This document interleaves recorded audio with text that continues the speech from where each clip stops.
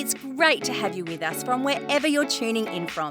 For more information about Elevate Church or to contact us, head to our website elevatechurch.me and take us wherever you go by downloading our Elevate Church AU app. We hope this message inspires and helps you to take your next steps in your journey. Welcome to everybody, and thank you for that lovely welcome.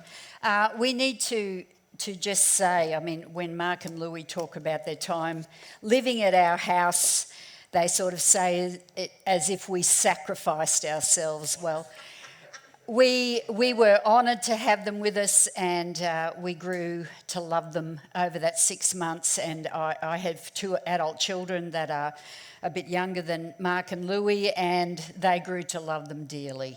And we were very sort of sorry to see them go when they eventually moved back to Perth. But we do love these 2, and I just want to say that I think you guys are really blessed to have them as your spiritual leaders, because, yeah, you should be. Yeah.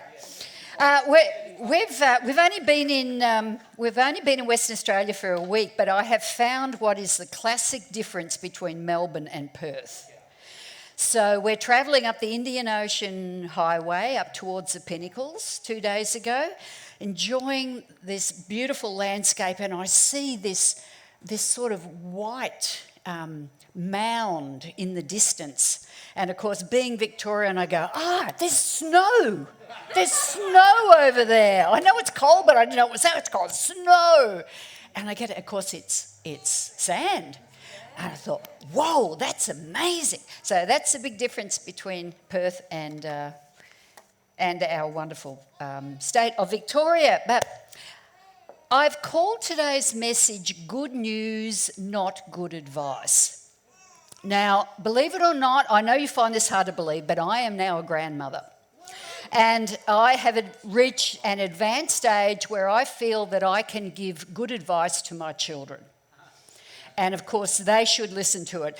And the sort of good advice I give to my children is never buy rugs, linen, or cookware at standard price, because it's always on sale somewhere.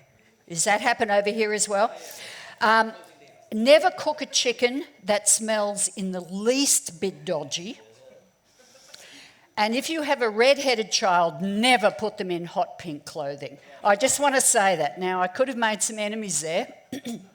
Now, this is the sort of advice I give my kids, and if you knew my kids, you would understand why they're incredibly well-adjusted with advice like that. But I wonder what's the greatest piece of good advice you've ever been given? Now, you don't have to tell me, because if you're human, you probably didn't take it. Would that be true?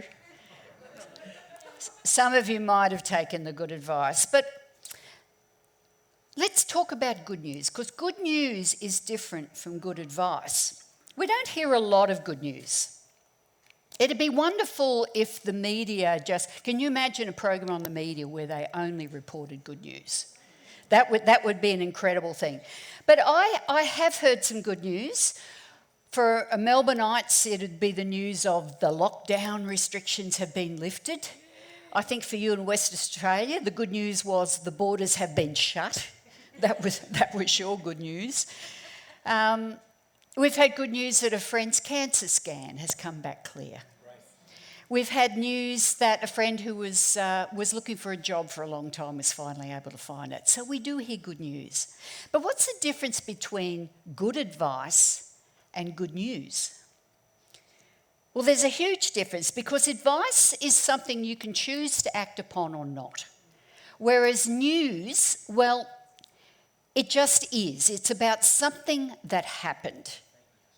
Good news or bad news, it just is. Now, some people are inclined to see the Christian faith as good advice. It's an option they could take up if they feel so inclined. It might be like a worthy kind of spirituality, like you can follow the teachings of Buddha or you can follow the teachings of Jesus. Both of them are wise teachers. It could be maybe a new way or a worthy way of living, like a Jesus-based morality, a do unto others sort of morality. There's wisdom in that. Or it could be about an insurance policy for the future. You know, I'm not sure that there is life after death, but maybe I should get some good advice about how to live so I end up in the good place at the end. The message of Jesus does contain all of these things. It does contain spirituality and morality and like future eternity planning. But to see Christianity just as good advice is to totally miss the point of the Easter story. And we can talk about Easter in June because the Easter story is the essence of why we are sitting here today. The message of Easter is not about a piece of advice that we may or may not want to pick up. The Easter story is news. It's good news about something that has happened. And because it has happened, everything about our lives is different. The world is now a different place than it would have been if the events of Easter had not happened. If Jesus had been killed on a Roman cross and his body had decayed in the grave, we would now be talking about him like we talk about Gandhi, a great man in history. Such a pity what happened to him.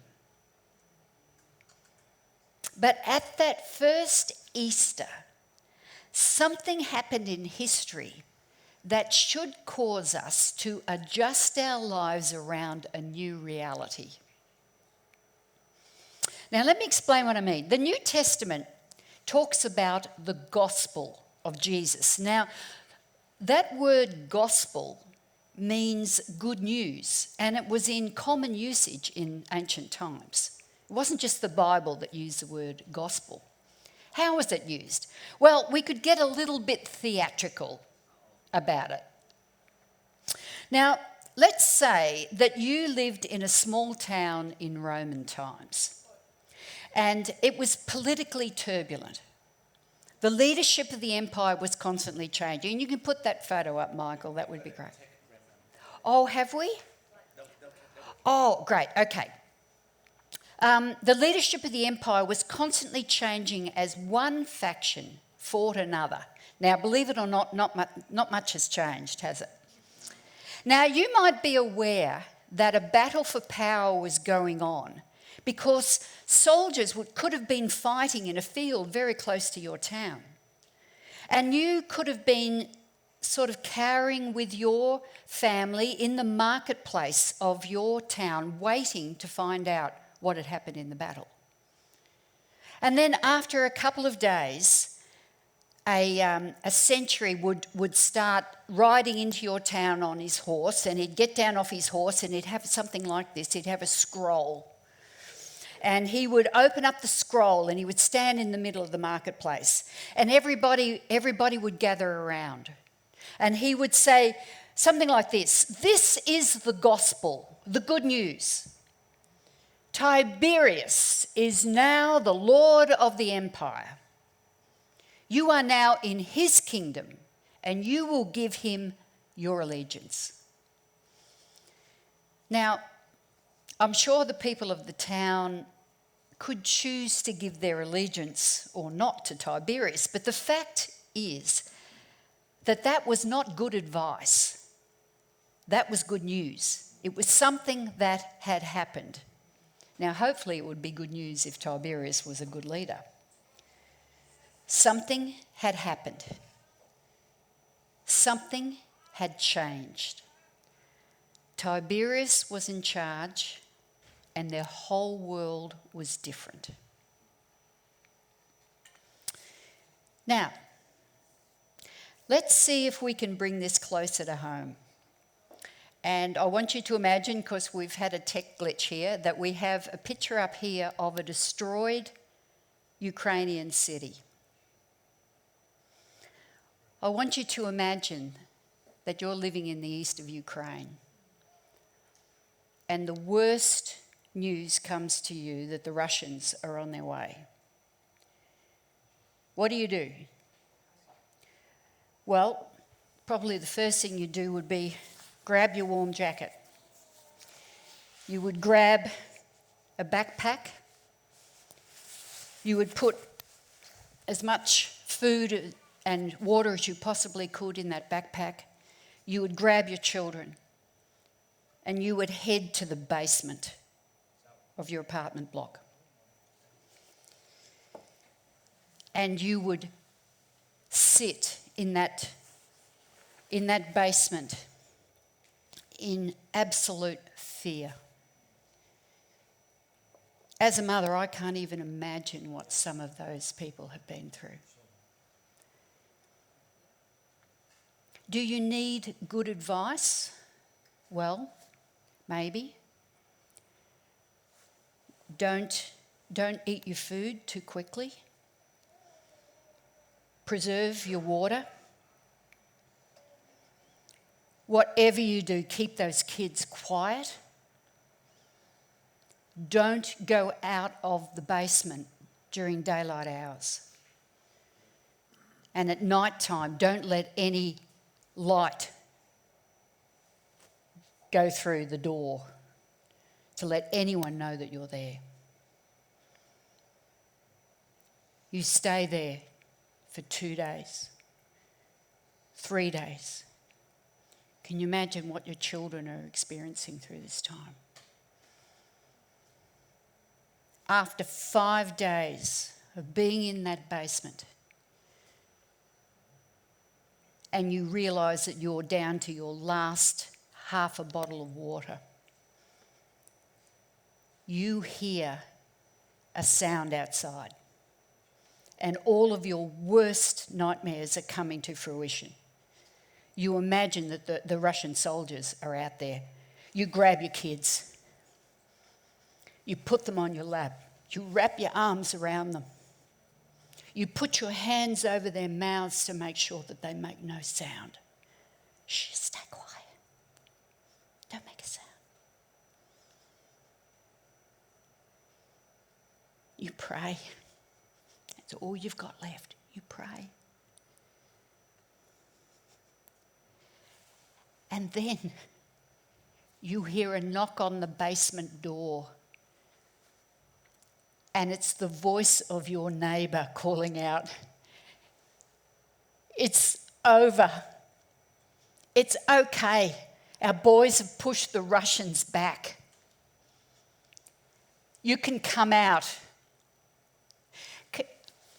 Can you imagine? Can you even put yourself in that place and feel what it would have been like?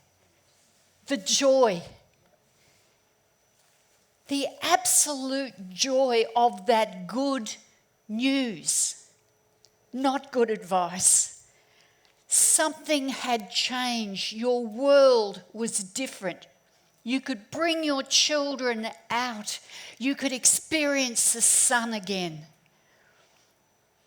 You knew that perhaps there was hope, that life could continue, that there could be joy again. Now, with that picture in mind, I want us to go back to the first Easter. On Friday, Christ's followers had witnessed his arrest, his trial, his torture, his cruel crucifixion and burial. This was a hit squad job to remove what the authorities thought was a dangerous sect.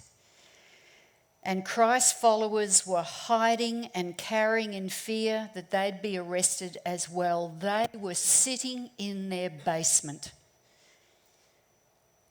with their hands over their mouths saying, "Do not make a sound." And then this happened. Very early that Sunday morning, the women made their way to the tomb carrying the spices they had prepared. Arriving at the tomb, they discovered that the huge stone covering the entrance had been rolled aside. So they went in to look, but the tomb was empty. The body of Jesus was gone. They stood there stunned and perplexed. And suddenly 2 men in dazzling white robes, shining like lightning, appeared above them. Terrified, the women fell to the ground. The men in white said to them, "Why would you look for the living one in a tomb? He's not here, for he has risen. Have you forgotten what he said to you while you were still in Galilee? The Son of Man is destined to be handed over to sinful men to be nailed to a cross, and on the third day he will rise again." All at once they remembered his words. Leaving the tomb, they went to break the news to the 11 and to all the others of what they had seen and heard. And when the disciples heard the testimony of the women, it made no sense, and they were unable to believe what they heard.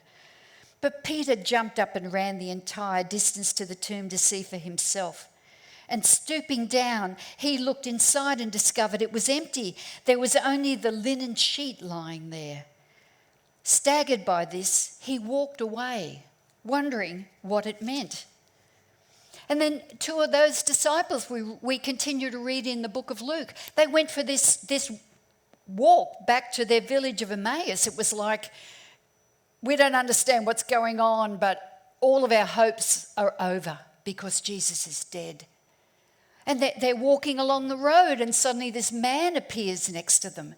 And they start talking about the scriptures, and this man is opening up the scriptures and saying, "Don't you understand that the Messiah had to come and had to die?" And they couldn't believe what they were hearing.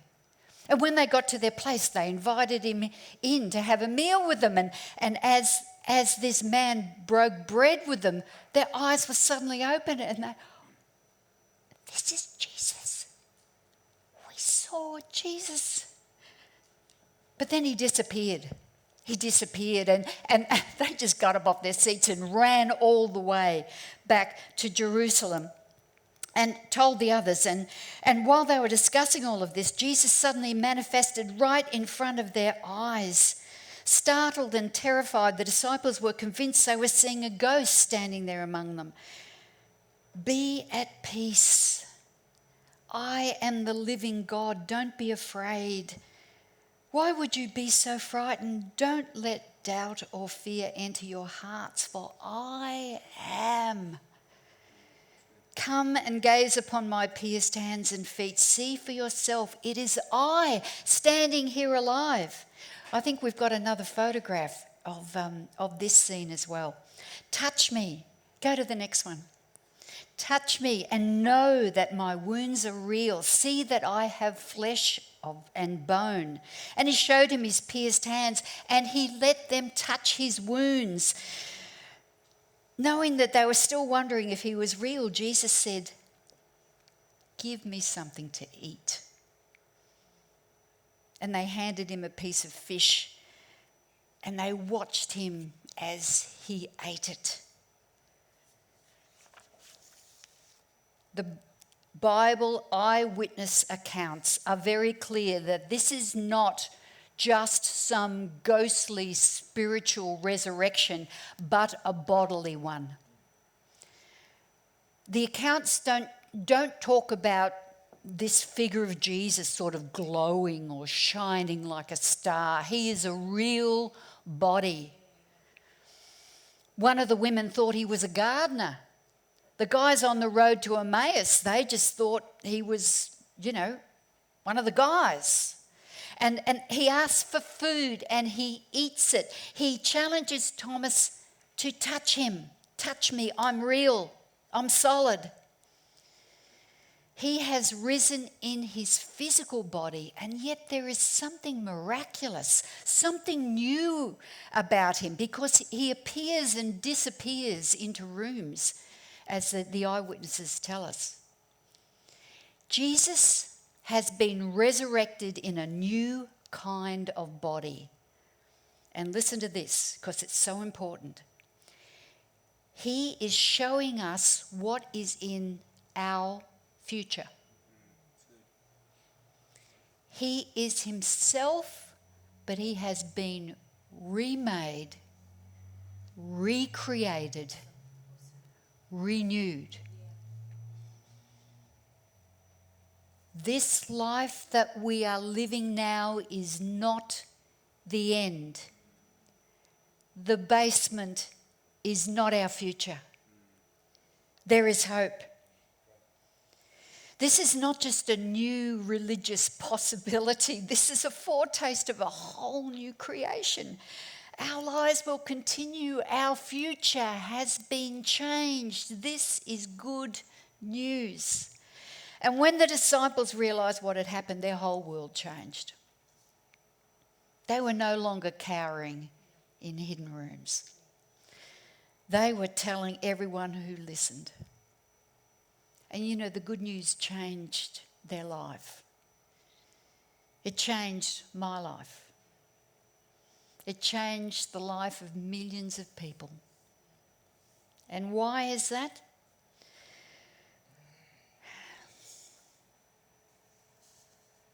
Many of us today are crouched in basements of fear and anxiety.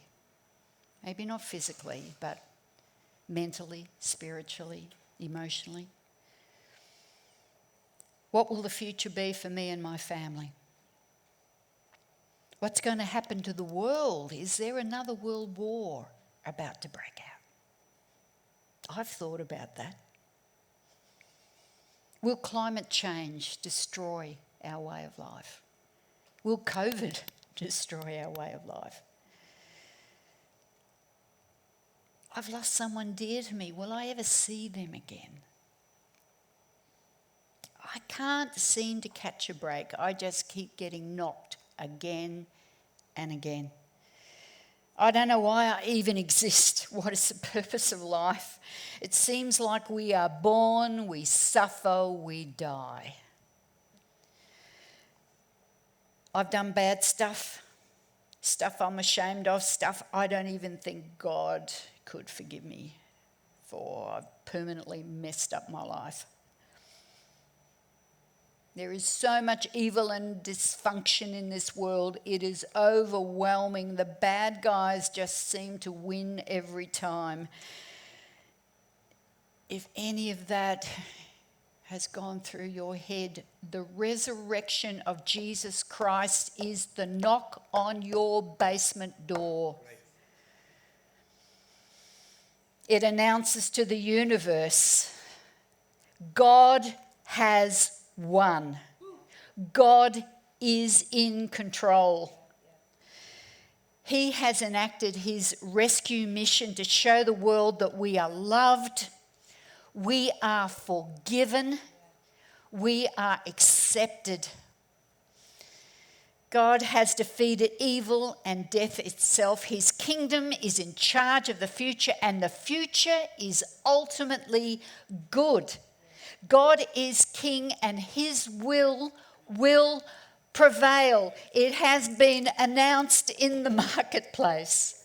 And that is good news because his will is peace and joy and love. This is not good advice. This is good news. The most wonderful news, Jesus is alive and he is inviting us into that same life forever. And we can walk out of our basement anytime we choose. Now I know what you're thinking.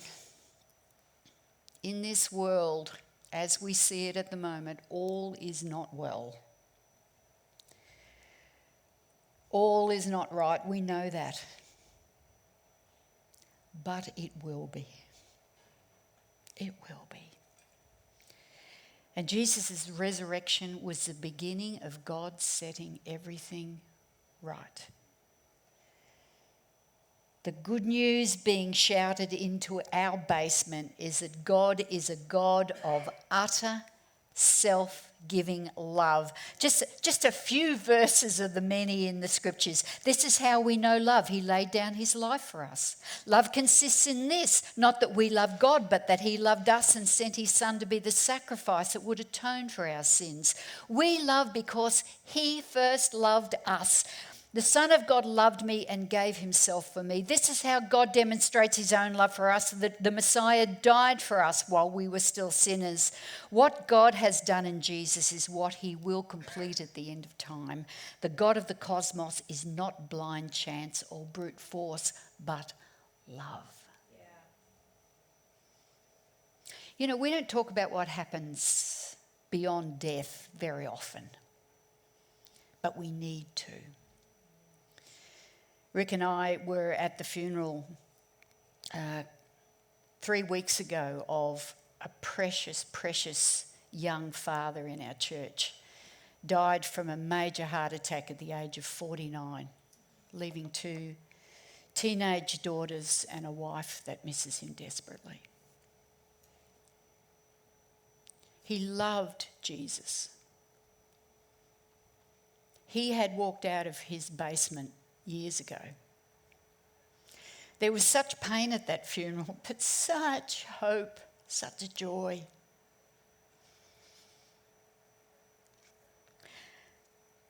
I was driving home and I saw a ute in front of me with this branding on it. It's sort of, you know, God always has a way of encouraging you at dark times. Now, I'm not sure if the driver knew what it was about or just thought it was a cool name for a business, but some of you may know that this is an iconic image, Australian image, and it was used in the celebrations in Sydney in the year 2000. Now, I don't know if you've heard the story, but the story is about a man named Arthur Stace who lived in Sydney in the early 1900s. Now, Arthur Stace was an alcoholic and was in a desperate place in his life until he was radically saved. He heard a preacher one day saying this: eternity.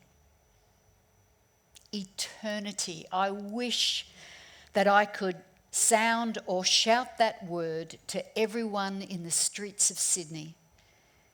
You've got to meet it. Where will you spend eternity? And that was a turning point. That was the point where Arthur Stace walked out of his basement. He felt compelled to do one thing with his life, and he did it for 30 years. He would go out quietly and discreetly into the streets of Sydney during the dead of night and write this word in a beautiful copper plate script, which is a miracle in itself because he was functionally illiterate and he could barely write his own name. But he wrote that word over 500,000 times. No one knew who he was. He was the original Banksy. For decades, Sydney-siders would be walking to work and they'd be, whoa, they'd be confronted with this word on the pavement. It's a challenge. This life is not all there is. It's just a blink of an eye compared to eternity. Arthur Stace knew there is good news. Jesus has opened a way to spend eternity with him. There's a verse in the book of Revelation where Jesus says, "Look at me. I stand at the door. I knock. If you hear me call and open the door, I'll come right in and sit down to supper with you."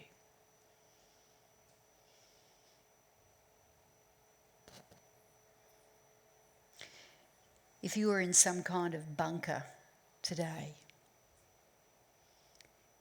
you will never hear better news than that. The one that is knocking on the door of your basement is the loving Jesus Christ. He wants to pull that door open, reach his hand down and say, "Come out into the light. there is life here.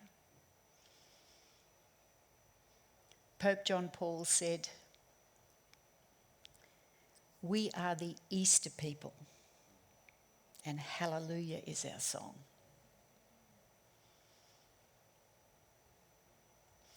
Can we pray together?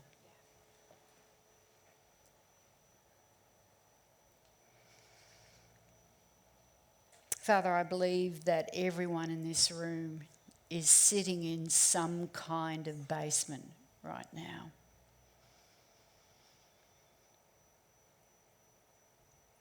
Every one of us is struggling with some fear about the future. Some of you are fearful of health. Some of you are fearful about job or career prospects. Some of you are fearful about your children. Some of you are fearful about your purpose in life. I wonder just for a moment that in the spiritual we can see that basement door opening. We can see the light streaming in from the face of the resurrected Christ, who is telling us that we are loved. He is calling us up the stairs. Come out in the fresh air. Come out in the sunshine. There is a future for you. Ultimately, everything will be put right. Father, I want to pray for everybody who finds it difficult to get up off their seat and take those first steps. Maybe today, even with this imagination of our loving Lord calling us, that it will be the beginning of a step out of a basement. We are the Easter people. We of all people have the good news of what this world ultimately needs. God, not only let us walk out of the basement, but let our mouths proclaim that good news no matter where we go. Let us be the Easter people. Let us be the ones who know there is future, there is hope, and let us speak that over every environment that we walk into. God, we love you. We thank you that you have rescued us. We thank you for the good news that you are alive and that we will also be alive with you in eternity. Thank you, Jesus. We really hope you got a lot out of this message. If you live in the Perth area, we'd love for you to join one of our live experiences. For times and directions, as well as information, head to our website, elevatechurch.me. For those of you beyond the Perth area, we'd love for you to connect with our online experience, which premieres every Sunday via YouTube and Facebook Live, and on demand immediately after. And to partner with us to reach more people by giving financially, head to our website, elevatechurch.me, and also download our Elevate Church AU app.